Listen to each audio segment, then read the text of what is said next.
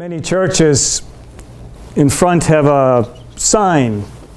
Probably it's maybe more common in Protestant churches than Catholic churches, but a message on the sign of one church this past week read, "Oh Lord, I didn't know I was going to have to give up so much this Lent." An appropriate message.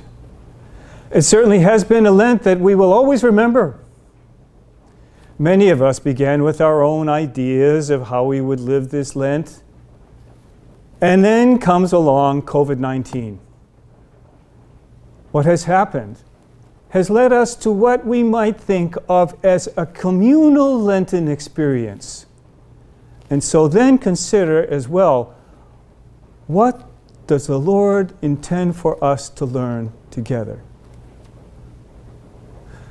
A great sign of hope has been to see the generosity and the solidarity of so many, even at great personal risk, in the case of medical staff and others who are caring for the sick. But now, where does it all go? The gospel text for the 5th week of Lent, just before entering Holy Week, bring into relief the confrontation that will lead to the crucifixion between Jesus, the light of the world, the Good Shepherd, and the worldly powers that in his time took the face of the Jewish leaders.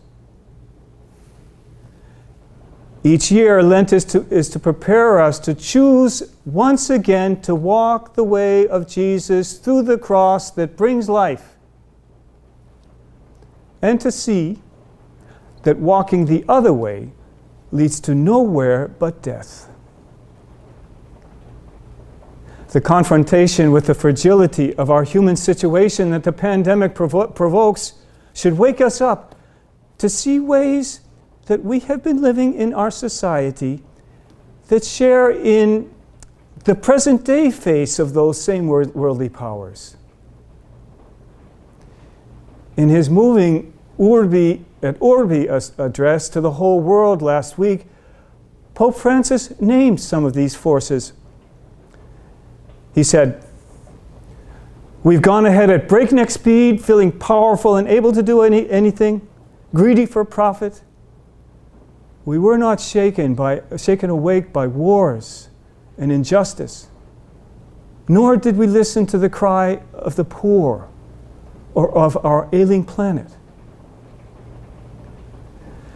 This Holy Week, we are indeed faced with two ways. Which will we choose? The way of Jesus, which is the way of faith and selfless love that must be the foundation of sustainable generosity and solidarity, or the way of pride, greed, the way which promises life and happiness, but leads to nowhere else,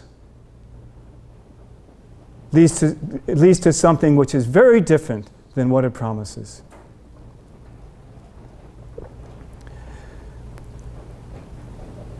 We come now to this time as we enter into Holy Week,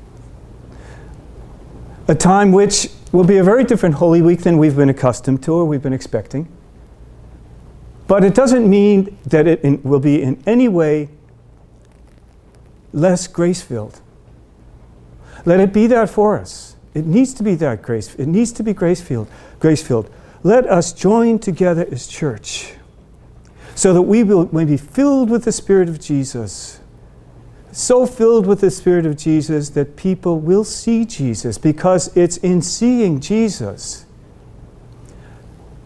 that we deeply understand that faith and solidarity, care for the most vulnerable, and protection of all human life really are a so much better way. They are the way to life.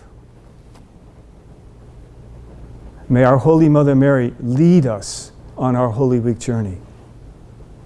Amen.